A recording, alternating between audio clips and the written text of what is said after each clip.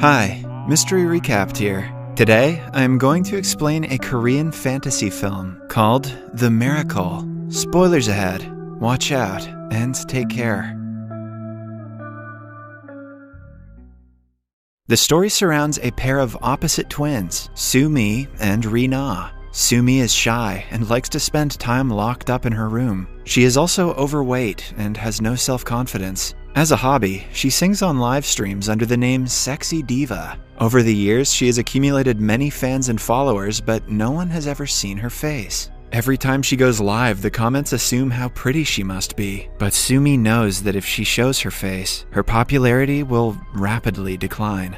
In contrast, her sister Ri-na lives the dream of every young Korean girl. She is the visual of a popular girl group, Miracle Girls. She is signed to a label and has millions of fans worldwide, known for her beauty and dance. Ri-na hardly knows how to sing. Still, she is the most popular member of the group. Her bandmates do not like her because she is arrogant and rude. One day, their manager informs them that Ri-na has been called to film a commercial video with a popular male singer, Hae-seong. The other girls are disappointed since Ri-na gets more opportunities than them, even though they are much better singers. Later that day, a couple of reporters come to the girls' home to interview Ri-na's family. However, Ri-na asks Soo-mi to stay in her room during the interview, ashamed of her looks. When asked if she has any siblings, Ri-na claims that her elder sister studies abroad and is rarely home. Soo-mi hates her sister because of her unlikable personality. Despite being twins, they do not share anything about their lives with each other and are always arguing.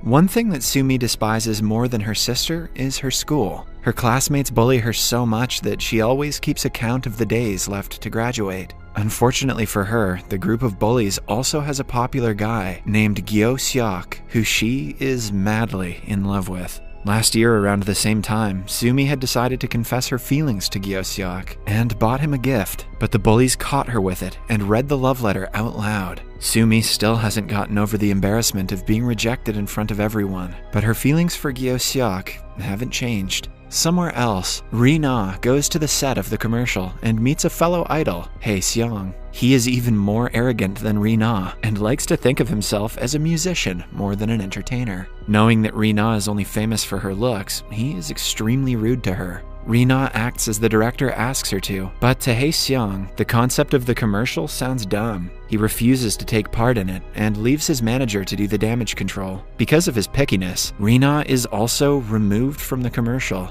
She returns home crying and cursing at him.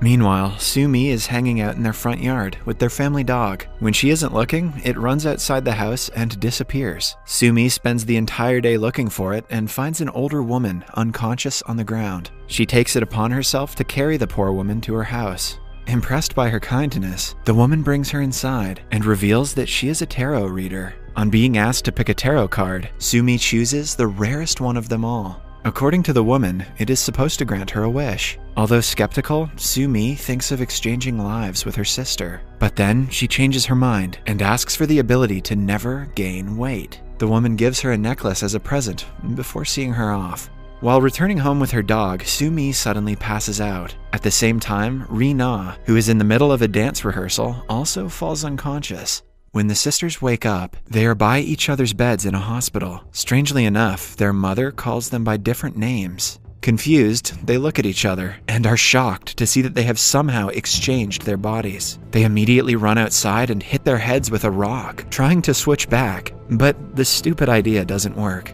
While brainstorming other plans, Soo-mi's eyes land upon the necklace the tarot reader gave her earlier. She remembers that she had subconsciously asked to exchange lives with her sister and rushes to the lady's house. On reaching the place, they find out that the lady has gone on a vacation and won't return for a month. The news is devastating for both sisters, who will now have to live as the person they hate the most for the next month.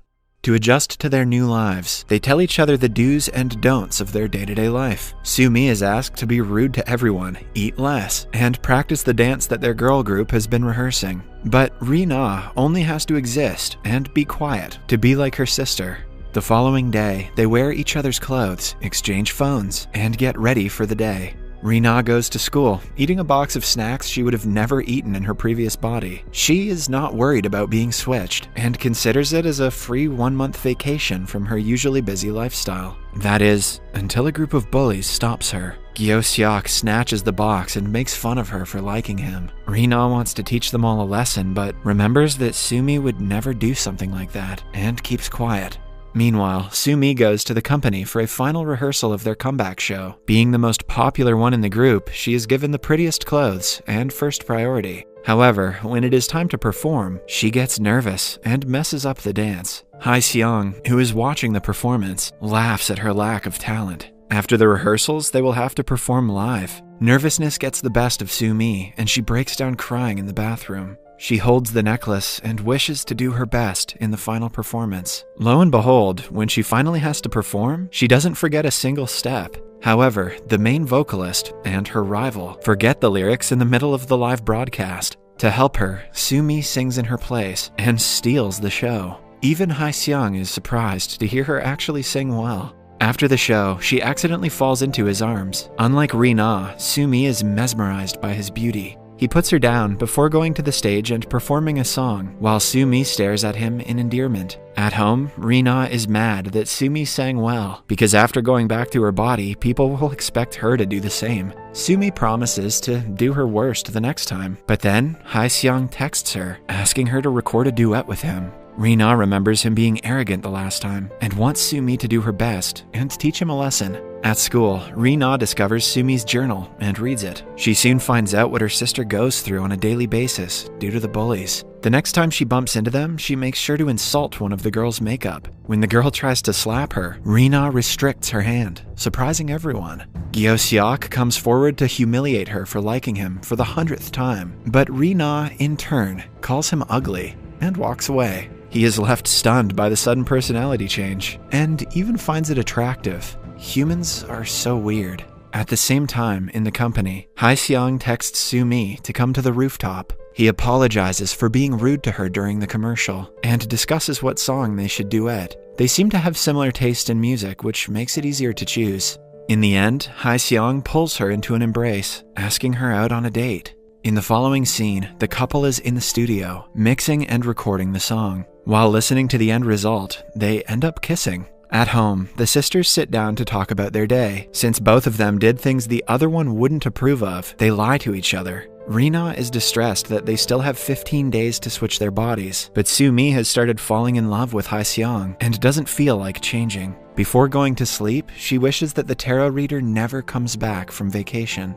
Starting the next day, she meets Hae-seong on the rooftop every chance she gets. She enjoys the little time they have together to the fullest. Meanwhile, Rina continues reading Sumi's journal. A flashback shows us that Sumi had gone for several musical show auditions. She was recognized for her talent, but only during blind auditions. Many directors would bluntly call her names and dismiss her talent because of her looks. This makes Rina realize how unfair the world is to the so-called ugly people. Her classmates, who usually bully her, are dancing to her song during recess. When Rina laughs at them, they challenge her to do the same. She surprises everyone by performing better than all of them. Gyo-seok starts looking at her differently after the incident. The next day, Sumi is using Hae-seong's computer when she finds out that he watches her singing live streams. It gives her hope that he might like her, even when she goes back to her normal body. At the same time, Rina is going through Sumi's computer. She finds the Sexy Diva livestream channel and accidentally starts a stream with her face in front of the webcam. Several comments flood in, making fun of her looks, and she loses many of her subscribers. At night, Sumi cries herself to sleep, wishing to the necklace that everyone forgets about the livestream.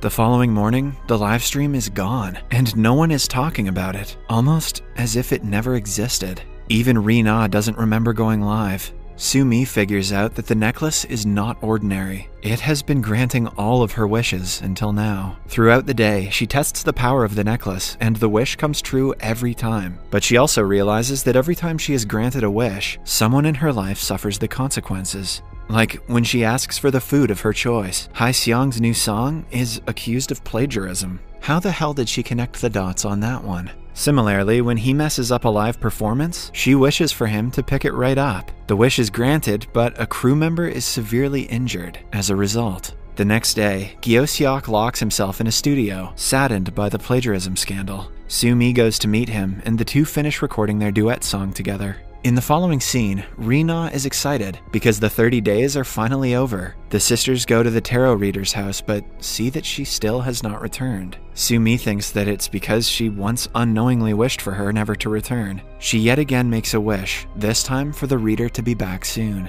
As a consequence of the wish, a dating rumor about her and Hae-seong is spread in the media. Rina finds out about the rumor and is furious. They get into a fist fight in the middle of a parking lot and have to be separated by Hae-seong. He pushes Rina to the ground, telling her to stay away. However, the gesture makes Soo-mi believe that he is only in love with Rina's pretty face.